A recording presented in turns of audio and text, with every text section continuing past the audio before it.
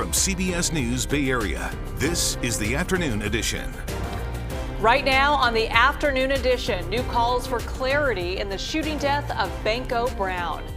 Good afternoon, I'm Elizabeth Cook. And I'm Ryan Yamamoto. The San Francisco Board of Supervisors set to demand that District Attorney Brooke Jenkins release a lot more details on this case. And we are also following breaking news out of New York, where a federal jury has reached a verdict in the civil trial accusing former President Trump of battery and defamation. We're waiting for that verdict to be announced any moment. E. Jean Carroll has claimed Trump raped her back in 1996 and then defamed her on social media last year. Trump has denied all allegations and declined to testify in this case. This was not a criminal trial, but the former president could be liable for damages. In the meantime, back to our top stories, looking live to San Francisco City Hall, where a vote likely in the next few hours would urge the DA to release surveillance video and police reports. A security guard at the Walgreens in Union Square shot and killed Brown last month. There was a confrontation after Brown allegedly stole $14 worth of candy. DA Brooke Jenkins dropped murder charges against the guard, saying evidence showed the guard was acting in self-defense.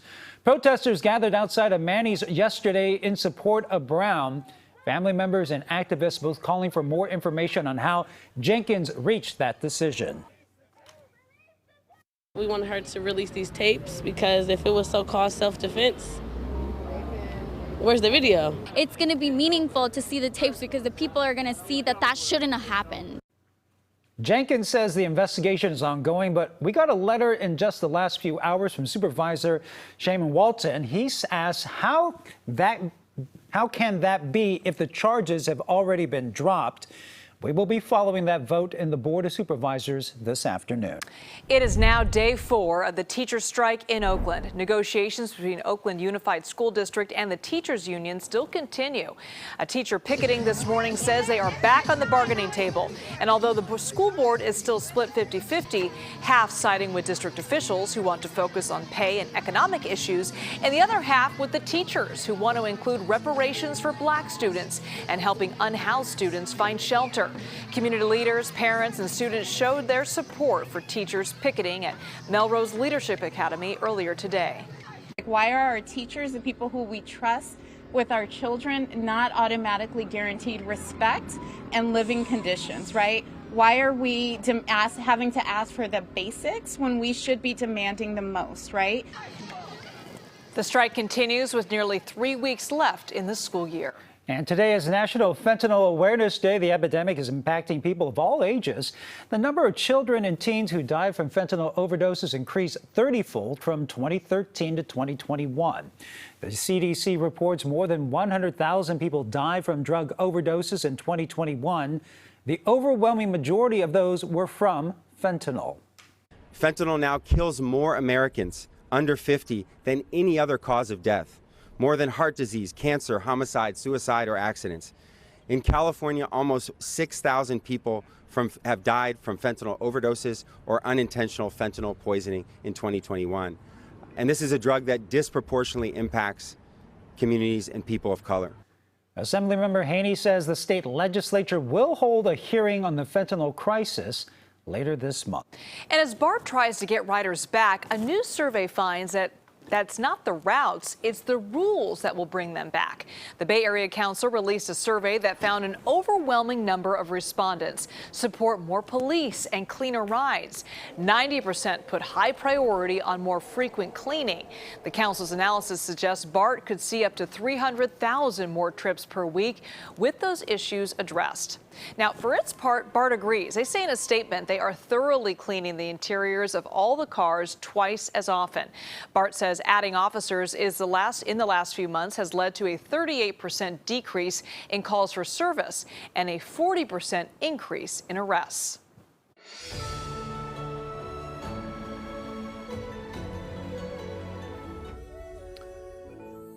Well, a treasure trove of very important photos were found in the Northern California town of Marysville several years ago.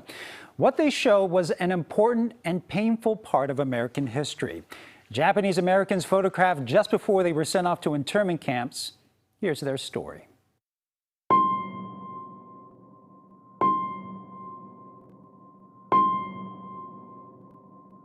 As you look at the faces, you begin to wonder what was on the minds of these men, women, and even children.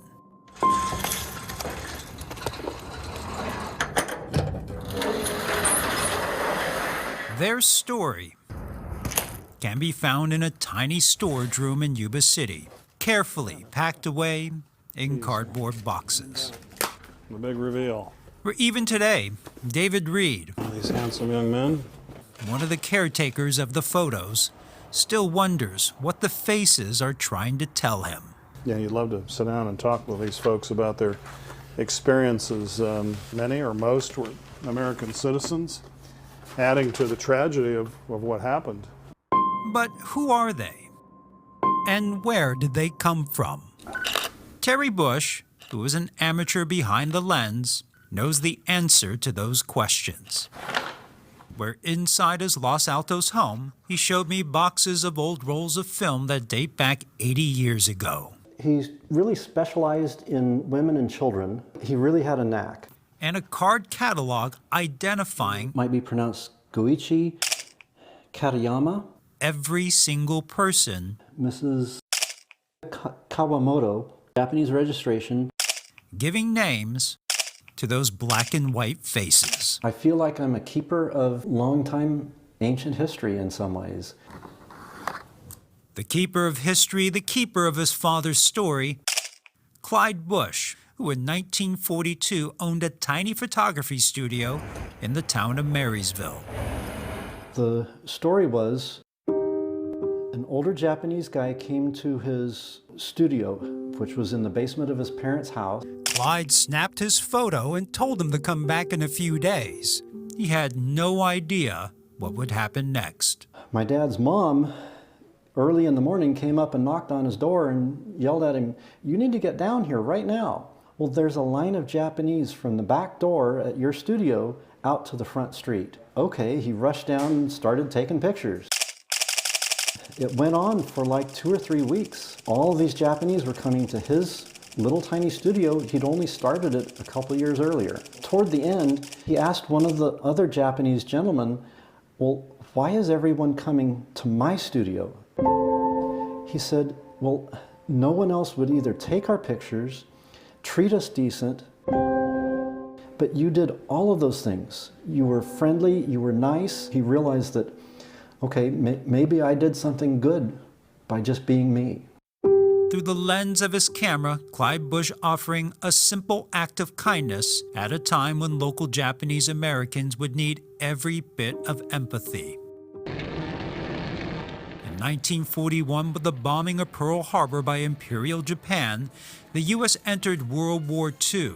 President Roosevelt signed Executive Order 9066, ordering 120,000 Japanese Americans living on the West Coast into internment camps, including the families in these photos. Again, it's assumed they were for ID. Since there were so many in the same time frame, it's assumed that it was related to some requirement to have identification as part of the internment camp experience.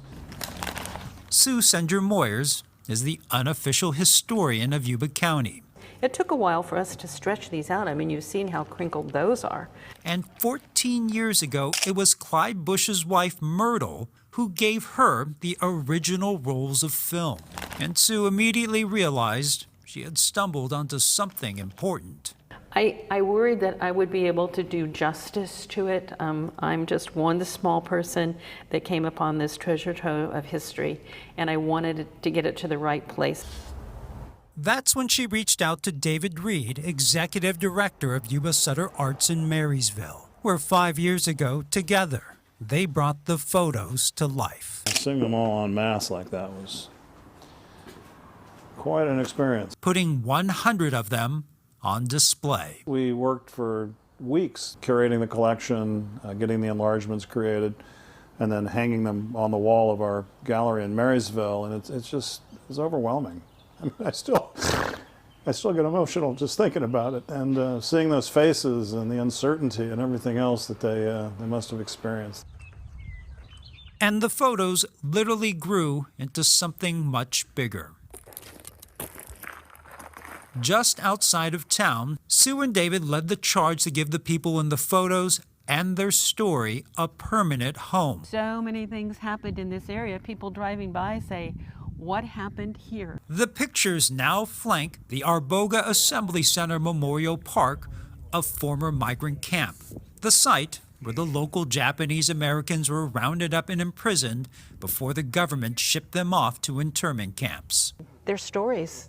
I just think every person here has a story about what they went through, what they lived through, and I try to put myself in that position. What would I have done if that happened to me and my children and my home and my belongings? Discrimination is certainly still with us today on many, many levels. And maybe there's a lesson in that regard to be learned here. Lessons from people who lived in the community. Their stories captured through the kindness of a camera. The faces of the past, now never to be forgotten. And the Arboga Assembly Center Memorial Park is in the town of Olivehurst, just north of Sacramento, outside of Marysville. As far as we know, this is the first time these photos have been presented outside of Yuba County. Our goal is to connect the people in those photos with their descendants who might be living in the Bay Area or possibly in the Sacramento area. We'd love to hear from you. And we've also posted more than 80 of those photos, the ones where we at least had a last name, on our website at KPIX.com. And actually this morning, because we ran this last night at 11 p.m., I actually have 3 families that have actually came in contact with me. We're still trying to confirm if that is indeed their great-grandparents. Sure. But they said that looks very familiar. And so they're doing some research, and then we're doing some research ourselves. You have to believe that there's going to be many more people that are going to come forward and say, I recognize, that's my grandmother, that's my mother, that's my hope. father. And just the pictures are just remarkable because it just shows the fear and the anguish and the sadness that so many of these people were feeling and the uncertainty of what was going to happen to them. And what was interesting, a lot of them are wearing their Sunday best. Yes. You know, they didn't take photos that often. Yeah. And you know, some are very proud. Some have dignity. Some you do see fear. And with the children, they have no idea what's happening. They're just getting their picture taken, right? There's that one little girl. The innocence. You know, she's just having fun. So, you know, the emotions are just captured, you know, through all those photos. And Clyde Bush, I mean, he had no idea what he was doing. He was just being a nice person. Yeah. And he took the photos. Oh, they are remarkable. I love the way they displayed them, too, to see them all lined up. And also, we're at the site of the internment. I think that's so remarkable. See, these are the faces that came through this area. They're powerful. They're also a little haunting when you see them like that. But, you know, they evoke an emotion.